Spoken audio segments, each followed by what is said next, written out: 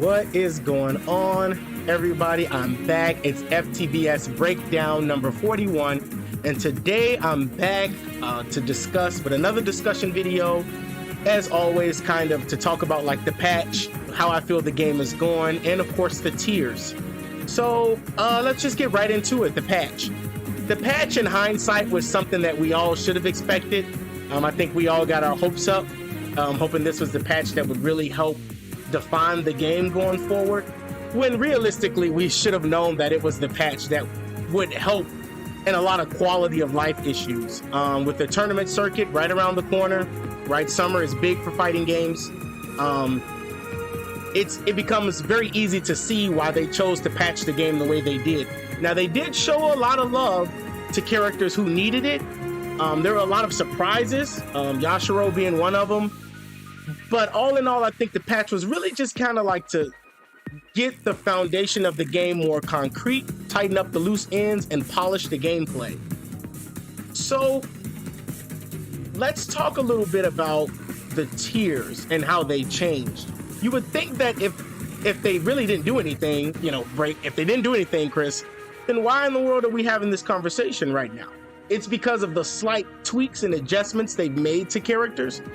And it didn't shuffle or destroy the tier list, but it did ever so subtly move it in a certain direction. Certain nerfs brought certain buffs brought unintended nerfs, things of that nature. So at the very top of the list, starting from the beginning, like I said, I won't bore you, you'll notice that the unexplained category is completely gone.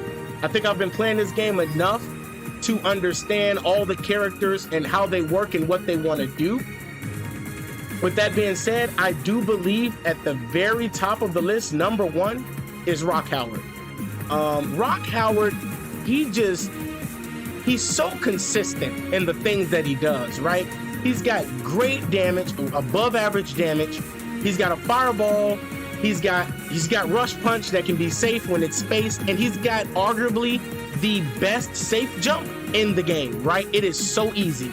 It's just roll, hop, and jump kick. It's that easy, right? When you're playing Rock. He doesn't really struggle to open people up. He has an EX command grab that leads in a full combo into the exact same scenario that I mentioned. He hits you with this hard knockdown. He rolls, he hops. It's still his turn. There's nothing you can do but kind of hold it out or blow him back. So that's one reason, because I think, my last tier list, we had Ralph at the top. We'll get to Ralph eventually, but I think Rock, with just his consistency and just some of the nerfs that other characters took, because he kind of stayed the same, if you will, he's just really good. And that's a good thing. He's not S tier number one because he has this broken thing that he does, right? He's S tier number one because of his consistency and opening up the opponent and staying on offense, right? Rock is a rushdown character, so it fits his persona. Couple other keynotes. We can talk about Elizabeth. I think Dolores still is in a good spot. She's still in a good spot. There's nothing more to say about her. She still has great buttons. Her stand D is ridiculous. Her jump in, even though it was slightly nerfed, her jump D was slightly nerfed. Still a good tool. Her jump in C still causes a light cross up. So she has a command grab, right? She has a command grab, so she doesn't have to kind of like pressure you. And then she has a command grab where she does not need to be next to you. She also has a super command grab that she can wake up and just do for free. In case you want to try to catch Dolores pressing buttons, she can just wake up and go, yeah, I'm just going to super command grab her, get off of me. And that's really powerful to have. Not to mention that if you do get scooped, she can cash in with a level 1 and potentially a climax super for massive damage. So her ability to open you up, and that's a theme you'll see in my new tier list, is that all the characters from A and above, they have a really easy time in opening you up in some way or the other. All the characters who are B and bottom, D being the hardest time, they have the hardest time of opening the opponent up. Elizabeth, right? We can talk about Elizabeth for just a tad bit. If you played Ralph and you were one of those standing D, I just want to do what's good, play Elizabeth in Anchor. You'll be okay. Her standing D is just as ridiculous as Ralph's was. It clips out of the sky. It's completely, you can max mode it. It's very easy to do. She's got good damage. She's very consistent in her damage. She's got a great cross up jumping B. That's what it is, light kick. But it's fantastic. She's just an all-around very good character. But again, if you're looking for that kind of big button, you know, to just hit this button and you win, just replace Ralph with Elizabeth and you'll be okay. Terry took a hit. He took a hit. He doesn't do that. He doesn't have the same damage on his overhead, but he still has an overhead, which is big. Like I said, that's something that he needs. That's something that can open you up, right? It keeps you on your toes. So if he goes light, EX, crack shoot, but then goes light, you stood up, then you're probably going to get clipped with that light into stand light into it's over. And again, Terry has never lied in that regard. Sheremy climbing her way up the tier list. I always kind of figured this character would eventually, because one, she's a command grab character, but the damage she does is just stupid. Her damage output is incredible. Like, wow. And then with the changes of her EX flip kick going through fireballs, she has an easier time of getting in now. She's already had a really good cross up, an amazing jump CD. So she really climbed. She really climbed. Same with Mai. I think Mai is probably always going to be S tier, in my personal opinion. I mean, she throws fan and you panic. I don't know about the rest of you guys, but when she throws fan, I go, oh shit, here she comes. You know, it's just really good. She's got great buttons, great air normals. They nerfed CD, yeah, but both her CDs are still plenty of good. And she's just really good. She's a really solid character. She can escape the corner with wall jump. She can mix that up with her her air command normal, where she does the double knee drop. She can float the double knee drop, right? So she's just a really good character. Angel is up here for a different reason. Well, Angel struggles with like getting in and making the right combo routes or having the right combo routes to open up her big damage. She has to be the best point character in the entirety of this game. If you are struggling to find a point character, take the time to learn Angel. You will not be disappointed. And for that reason, that's the sole reason why she is an S tier. I mean, yeah, she's still a rushdown character. She's got all her resets. She's got all her tech traps with her unblockable setups. I mean, she's got a lot going for her, but just her consistency on point. I mean, my goodness, you know, if she makes it in, I mean, this character is a OCV, one character victory machine. Like, if she gets rolling, it is a wrap. And then some of the other standards, Joe Hazashi and Robert kind of in that same category. Robert, because he has great light confirms, right? He can just go light into EX Tatsu, and it's just consistent. The way he trip guards you is consistent. He shoots a fireball, he runs up, light. You try to roll, he just lights, straight into EX, straight into combo. Joe, same thing, right? He's just pelting you with his hurricane upper. He's got a great way to get in his tiger kick, the flying kick across the screen. His DP is really good, and again, his stun potential is just ridiculous. So that makes his damage potential ridiculous.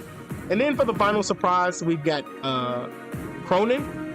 Cronin, I mean, he's got some tools, man. I mean, it is like, wow, it shocked me to see how good he was once players finally started to explore the game.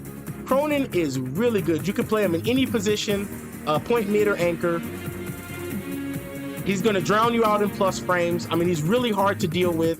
He's got a wake up. He still has that wake up DP that can be comboed off of. So if he wakes up and EX DPs you, you know, and it's anchor versus anchor, then it's GG. You know, he's just really solid character, very strong character. You have to guess his overheads, right? It's a little slow, but you still have to guess him. So the open up potential is there. He can turtle because of his DP, right? You got to come to him. So then we get into A. Again, A is always that kind of slightly above average, right? So the first three culprits are the people who were once on top, but I mean, the patch did its job. It did its job. Vanessa, right? Taking away some of the things that she's used to doing, her jump C, being able to like kind of cross you up, pseudo cross you up in the corner, adjusting the hitbox on that was huge. I think the biggest nerf she took obviously goes without saying if you play KOF, the pushback on the upper, right? She has less pushback on her upper, so it's kind of like, well, you can't do that for free no more. So, you know, she falls. She's still a great character to pick up. You just got to play her smarter. And that's the theme with these next three characters, her, Gato, and Ralph. They're still excellent characters. You just have to be smarter at playing them. And I appreciate SNK for doing this because it has deterred a lot of people from picking up these characters. So shout out to SNK for that. So Gato, pretty much the same thing, right? Jump CD adjustment. He has the open hitbox before the move comes out, so it's easier to anti-air him. Pushback nerfs and things along that like. Same with Ralph, right? The God button got nerfed standee. It no longer hits in the air or on the floor, so you just can't throw it out. But it's still a good button. You just got to be smarter when using it. It's still a fantastic button. He still has great buttons, great damage, great combo potential. He's got a standing DP that combos. I mean, he's still a good character. You just have to be smarter in making the decisions. Who else do I want to talk about? I think that's it. I mean, I think Andy and King go without saying. They shoot fireballs. If you have really good neutral, you're gonna have it's gonna be a hard day fighting those characters. Same with Athena, right? Luong is down here because again, her light confirms, right? She can just light into combo. Benny Maru got some impressive buffs for the patch, right? They were amazing. The fact that he can follow up now off of his super is really good, but it's not enough for me to really place him higher than this. You know, he's always been good. Now he's great, and that's okay. You know, I think the A tier for KOF is where most characters want to be, where you're not super great, but I mean, you can rumble.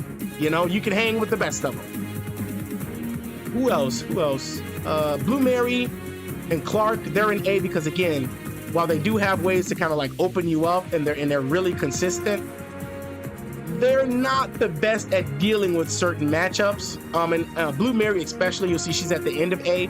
Once you understand how Blue Mary operates and what she wants to do, once you understand that you can DP out of her command normal, and she has to kind of like commit to that, it becomes a walk in the park. Clark's a little bit different, but if you're actively playing the game and reading your opposition, then Clark can sometimes be a breeze.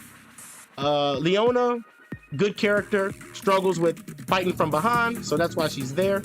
I think Kukri and V Janet, they're on my list in A because of their ability to open you up, yes, but I mean, their setups are just, put the controller down.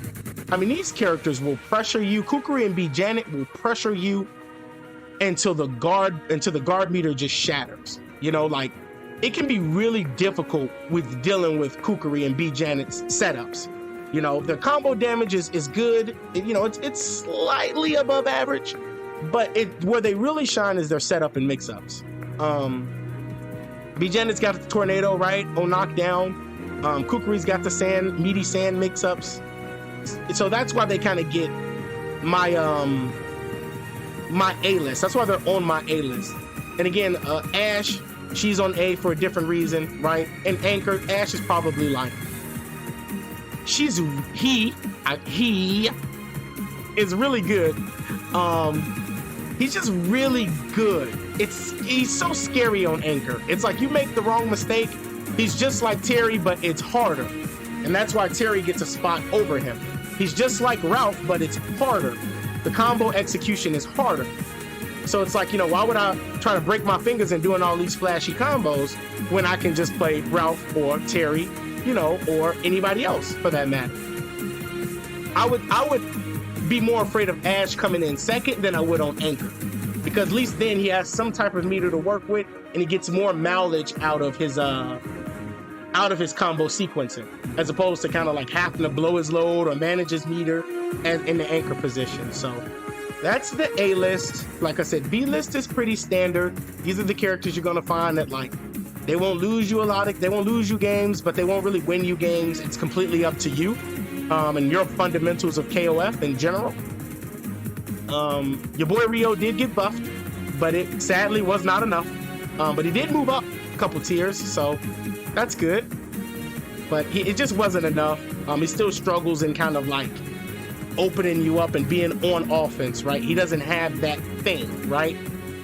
But he makes up for that in his damage output. So that's why he kind of gets the that, you know, that nod, that kind of honorable mention to B. And then the rest of them are pretty standard. Whip, right? She can actually play the game. That's why I put her in B, because it's like, yeah, she got buffed considerably, but it's like golf clap. Now she can finally play the game, right? It's like, oh, okay, great. She can finally play. So I put her in B because it's like she already had the best cross up in the game that is a non-taco with her jumping C, but she was never really allowed to play the game. So I'm gonna place her in B for now and see how it develops, but I probably got that right. She's probably gonna stay in B. You know, she'll win you some games. Really hard to lose games with her, I wanna say. And then now we get to, you know, everybody's talk of the town, right? The leader of the C crew, Yashiro. He got buffed considerably. I mean, he got buffed to the highest of heavens. Why in the world is he in C? Breakdown. Easy, because he still struggles in certain matchups. It is really hard to deal with a King, an Andy, a Ralph. It's really hard to deal. He may actually fare a little better against somebody like Vanessa, who wants to be up close and exchange blows with them. But against characters like Mai, Rock, Dolores, where he's Robert, where he's gotta come to you, Joe, it's gonna be a struggle. Elizabeth even, where her buttons kind of outshine his. Yes, he's got a great cross up, but we've seen in KOF that you're gonna need more than that to open your opponent up. And he's got ways to traverse the screen, but they're too risky. And his EX lunge jump and things like that. I just find those things too risky, too telegraphed. So, I mean, he's not a bad character, but he still suffers from losing matchups. It's just unfortunate for him. KOF 15 and KOF in general has always been a matchup-based game. You know, that's why they give you 3 characters. And he just has too many losing matchups. I don't see it, fellas. Maybe comment in the video, down below, but I don't see it. I see everybody trying to experiment and test with him, but I don't really see it. I'm not sold on it. Sleepy Boy is fine, right? He's an okay character, but as always, if he's behind, he's going to struggle. Shizuru, I've seen a lot of Shizurus lately. I'm still on the fence, not on the fence. Maybe I should pick her up and try to play her, but the way she needs a cross up. I think that's the thing that she's missing. She's a good cross up, let me say that. But she's just Shizuru, you know, like she just has too many losing matchups. Again, fireball game. If you can chuck a fireball, it's going to be hard for her to make it in. Clones can be hit, so it's like you can't really clone a fireball. Maybe that's a buff that she needs, where the clone absorbs a hit of fireball and she don't take damage. But, you know, she just has too many losing matchups. And you can see that this is consistent with C, right? They just have too many losing matchups. K-Dash is down here because his risk versus reward that he has to take to open people up, it's just too great. It's far too great. And the risk factor. Minute Spike did get buffed. It travels lower toward the ground. Great. But it's too big of a risk. I'm sorry, fellas. It's too big of a risk. You know, they block that move, dude, and you're dead. And then, you know, fireballs. He has a fireball. Yeah, they tweak some things about him where I think it's I can't remember the name of the move, but the forward A after end trigger, it blocks fireballs too now. But you know, he just has too many. He can't open you up without taking this crazy ass risk, right? Like, I mean, it's a big risk. So it's like, okay. Antov, Kula got buffed as well, but her low damage output is the reason why she will always kind of be in C, no higher than B, unless they do something to her damage output. I mean, that's cool, Kula. You can do these combos, but you know, once King finally gets you with her slide into max mode, it's gonna be about the same damage, if not more. So that's why she's down there. Omega Rugal, or as I should say, as I call him, Omega Rulol. Same deal, right? It's just way too hard to open up people with Omega Rugal. And these characters at the bottom, you'll see they have the worst time at trying to open up opposition in this video game. And Omega Rugal, I mean, I've seen Omega Rugal's OCV teams and not do a single combo. It is really that, you know, like it's really that with him. Isla's problem is they're not hard committing on her jump mix-ups. They're not hard committing on a lot of things in this game personally, but they seem too conservative, and that's what's going to always hold Isla back. Once they start to kind of loosen up with her jump, and I've seen that in the patch, they're trying to do it, but once they really loosen up and be more liberal with the things that she can do with her drip forward, drip back, and drip up, then she'll become better, you know? She's a character where she could potentially be buffed straight to A tier in the next patch, whenever that patch is going to be. She has the potential, but it's too conservative right now. And then, of course, we got Ramon, who surprisingly on my tier list is not, in my opinion, the worst character in the game. And the worst character in the game. But he is still pretty bad. The patch did him no favors. I could not believe it.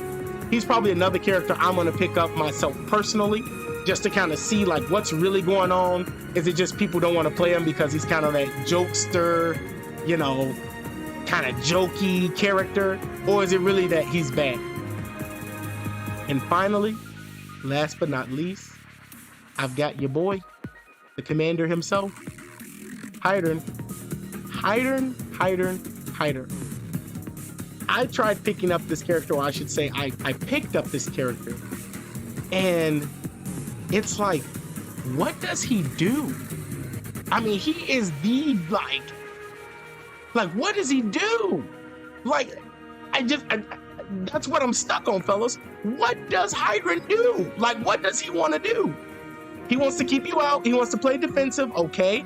But then you see things like, I was experimenting with the little disc super that he has. And he has all these great and amazing mix-ups, but it just costs too much to do. And if your opponent knows what to do in that scenario, let's say they blow you back, right? They just block and blow you back instantly. It can be really hard for Hydrant to deal with, losing so much meter so fast. And because the way he wants to play, this kind of like mix up, I'm gonna throw this disc and then mix you up. I'm gonna throw this disc and then mix you up. I mean, that's one bar, fellas. Like, you can only do that 5 times if he's an anchor. And it's like, it's just not enough. Like, he's really good at playing defensive, though. If you play him on point, he's okay. He's okay. If you play him on point, he's better than Ramon. If you play him anywhere else, Ramon is better than him. But, I mean, he's just like, his jump in, take his jump C, it doesn't have enough hit stun on it. So a lot of times, like, you'll get a clean jump C and like stand C would whiff, or stand D would just straight up not. It wouldn't whiff. It's just not enough hit stun from the jump to the attack. So the opponent is blocking again, and it's like, well, how do you score a clean jump in with this fella? But defensively, like I said, defensively, he's good. He's good. Don't get me wrong. But I mean, he just, between losing matchups, the amount of bar he has to spend to really get his game going, it's just like, I mean, I don't know how many characters there are in KOF, but there are like 38 characters that do what you do way better, dude. And I'm sorry. Like, he has no real identity to me. You know, Leona wants to get in there. She wants to rush you down. And then she wants to get that life lead and maintain that life lead by being annoying, right? But Leona has no problem in like, I'm taking a fight to you, let's go right now. And Hydrant just doesn't have any of that. A lot of his combos are just light, slash into super. Like, very rarely will you see him like get a combo. And maybe that's just his design, but unfortunately for him, you're the last in the pack, buddy. So that's my list. That's my thoughts on the patch. Like I said, just a quick recap. The patch kind of created quality of life changes. They handed out buffs to people they felt needed buffs. But hindsight 2020, we shouldn't have wanted or suggested that this patch would change the way the game is played, considering that EVO is right around the corner. The tournament circuit is now kicking off. At the time of me making this video, Combo Breaker, the final day, is taking place right now. So we shouldn't have expected them to kind of like just throw a monkey wrench into like how you have to play KOF 15, right? Game's still pretty good. I mean, I'm like medium ways with it, you know. I don't hate it, but I don't typically enjoy it some days either. That's just me personally. But yeah, and of course, you know, Geese and everybody just came out. They're here. They're just, you know, not enough data to assume anything about them just yet. But my predictions for them is Geese is probably going to land somewhere in A tier, maybe high A, low S, and it's because of his consistency. Consistency. Yamazaki, as much as people loves him, is probably going to be mid to low A. Pretty good character. Still suffers from fireballs. Even though he has that nice counter fireball thing, he still suffers from fireball in matchup. Billy, probably going to be somewhere in A. I think he's a really good character. He's a better version of Whip. So wherever I put Whip on my next tier list, Billy will probably be higher than her, even if they're right next to each other. And that's my list. But let me know what you think down in the comments below. If you enjoyed this video, please leave a like. It helps me out a lot. Consider subscribing. I'm trying to get my cadence right, but YouTube is harder than I thought it was. And with that, peace, and I'll see you on the next one.